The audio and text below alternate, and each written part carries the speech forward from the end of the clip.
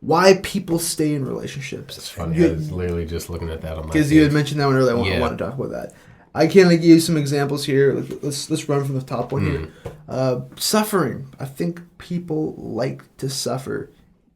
I think some people, and it happens a lot. That's a weird kind of like because nihilistic thing. It is nihilistic, but like it's very, very true. People enjoy the suffering inside the relationship. They feel like if they're not suffering, they're not doing themselves good. But I feel like this, but they're not paying for the love. You know what I mean? Infers like an intellectual capacity that the people suffering don't actually possess. It's saying like, oh, they like the suffering, but I think that most people that are in relationships where they're suffering, they don't truly understand that they're suffering. They just always think like, oh, like this will get better, or this is just how it is. They don't have like this. That's exactly what I mean. Of like, oh, like I like this suffering. You know, like it's not that. It's like they're again a little bit denial. I don't think it's denial. I don't think they have the capacity to like distinguish.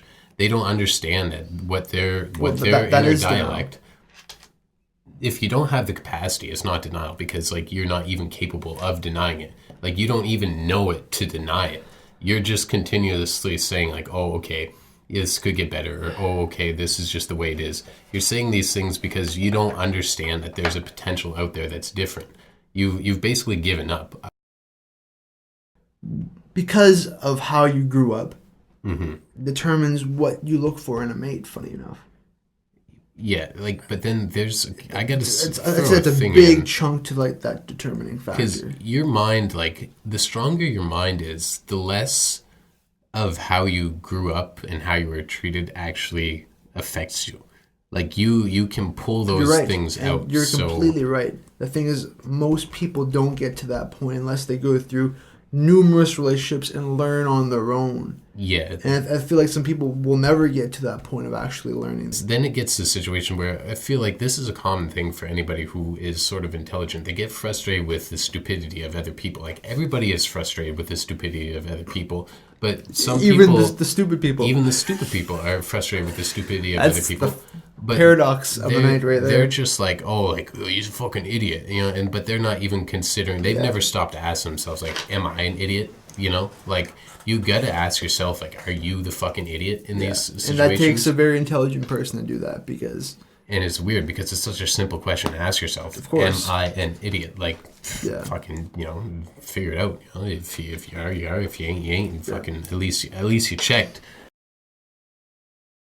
So, like, a stupid person just naturally is stupid. It's like almost like they're not even stupid. They're just incapable. Yeah. That's how I like to word them, because, like, you know, people get upset about people doing stupid stuff, and it's like, that idiot can never do something better. Like, you're an idiot for thinking that idiot could do something smart. Yeah. They can't, because they're an idiot. And this is also why I like past lives, because I feel like past lives, obviously, it means that there's future lives, right? Yeah. So if you're an idiot this life, it's okay that you're a fucking dumb piece of shit, because you're getting that, like, out of the way this life, and next life you'll be smarter. You know, it's like obviously you have to start, everybody starts at ground zero, you know, like, you're not going to know everything right off the bat. So if you're an idiot now, like, you're probably going to be an idiot till you die, which sucks for the rest of us. But the good news is you won't be an idiot next life. That's something I was going to mention you on, because do you think people born naturally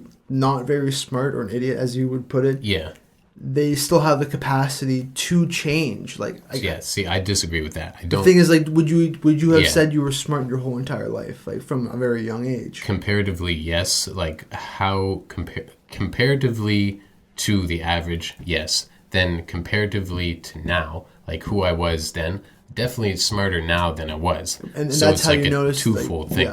But like, I was able to change, and this is where I kind of have a blind spot, because I used to get to the notion of like, oh, well, that person can change. And I would waste a lot of time trying to teach people smart things. Yeah. But, you know, dumb people can't learn smart things.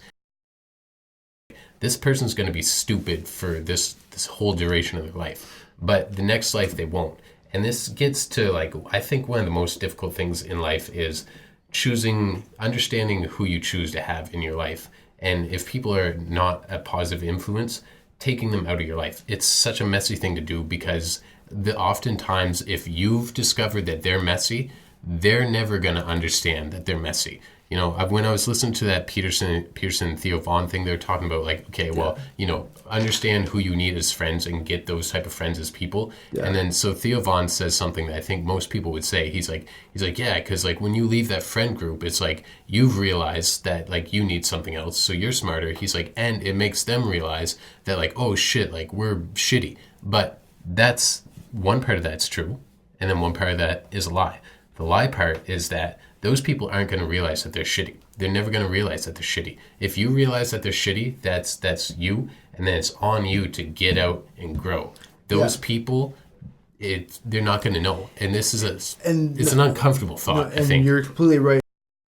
They're not what? The friends were aware enough that they were shitty to know when their friend left. Yeah, and then see, this becomes, I don't even think a paradox is fair, but it might work in this context. It's like, if you are aware that you are shitty, then you almost automatically aren't shitty. One of the worst people I've come across is people who like, they're like self-deprecating, where they're like, oh, I'm such a piece of shit, and they don't do anything about it. Yeah. Those people are some of the worst people in the world. Yeah. But it's like most of the times, I think, if you understand that you have like a bad habit, you correct that bad habit. Yeah. And then so like you weren't really ever shitty in a way. Like if you're only shitty if you stay exactly shitty. And that makes you such an efficient human being after that, because you overcome one thing, you know, sky's the limit. That's the thing.